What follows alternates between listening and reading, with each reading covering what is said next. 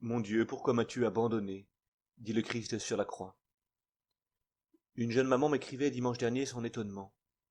Pourquoi le Christ exprime-t-il un tel sentiment d'abandon alors qu'il sait qu'il va ressusciter? Il l'a lui-même annoncé. De même, elle m'interrogeait sur cette phrase que nous avons entendue hier soir. « Mon âme est triste à en mourir. » De quelle nature est la souffrance du Christ? Il y a évidemment la souffrance d'un homme que l'on torture et que l'on met à mort, d'une mort éminemment cruelle. C'est objectivement horrible, mais tout aussi objectivement, notre Seigneur n'est pas le seul crucifié de l'histoire de l'humanité, ni le seul à avoir été torturé. Il a aussi été trahi et abandonné. Il le reproche d'ailleurs à ses amis. « Ne pouvez-vous pas veiller 1 heure avec moi ?» La souffrance psychique d'être abandonné par les siens est grande sans doute.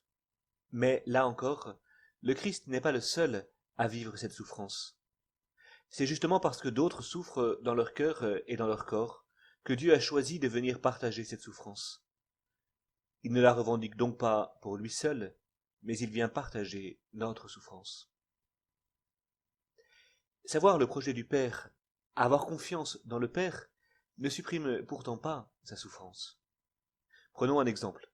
Même si une mère sait qu'une opération est bonne pour son enfant, même si des parents savent que leurs enfants ont besoin de prendre leur distance avec eux à un moment de leur vie, cela n'atténue pas la réalité de la souffrance qu'ils peuvent ressentir.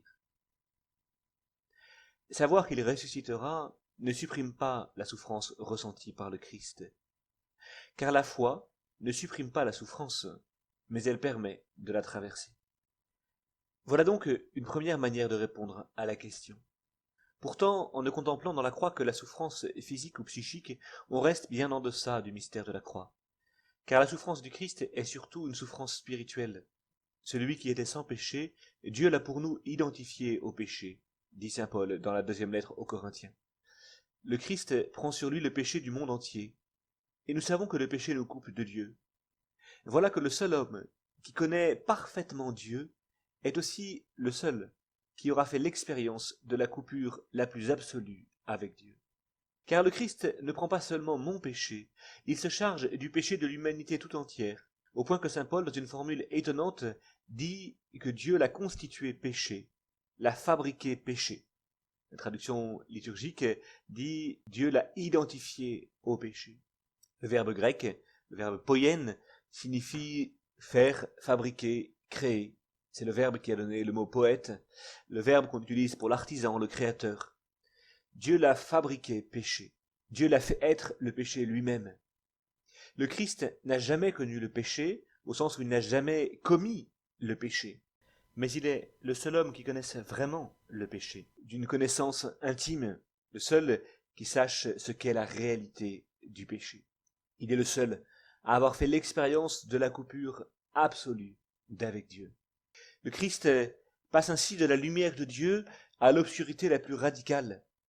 Par définition, je ne peux savoir ce que vit un aveugle de naissance, mais j'imagine que celui qui est privé de la vue à l'âge adulte par suite d'un accident vit une souffrance plus grande encore du fait de renoncer à ce qu'il connaît, à ce qu'il aime.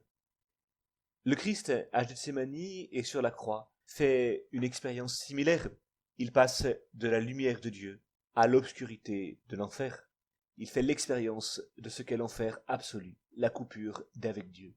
Ainsi donc, aucun homme ne sera jamais plus éloigné de Dieu que le Christ ne l'a été, en prenant sur lui notre péché. On comprend alors que la souffrance du Christ à Gethsémani et sur la croix n'est pas seulement corporelle ou psychique, elle est avant tout spirituelle. Mon Dieu, pourquoi m'as-tu abandonné? En faisant cette expérience, le Christ nous révèle ce qu'est l'amour divin. C'est un amour qui consent, de manière radicale, à ce qui n'est pas lui-même. Dieu, en nous créant, consent par amour pour nous à ce que nous soyons imparfaits et pécheurs. Dieu, en nous créant, consent à ce qu'il y ait en lui-même une place pour nous qui nous coupons de lui. La croix du Christ nous révèle l'amour éternel de Dieu. Cet amour qui contient une part de souffrance éternelle, au sens où éternellement Dieu assume mon péché. La croix ne change rien à l'être éternel de Dieu, mais elle le fait entrer dans le temps. Elle manifeste dans le temps le prix auquel nous sommes aimés. Dieu nous aime au point de s'anéantir pour de bon. C'est là l'amour suprême. ce qui nous fait mesurer le paradoxe de la croix. Le Christ souffre réellement d'une souffrance psychique, physique et spirituelle. Et pourtant le Christ ne veut pas être ailleurs que sur la croix. S'il l'avait voulu, il serait descendu. Si Dieu avait voulu, il ne nous aurait même pas créés. Au contraire, il se réjouit de nous voir grandir en liberté et en sainteté, même si cela doit passer par son anéantissement.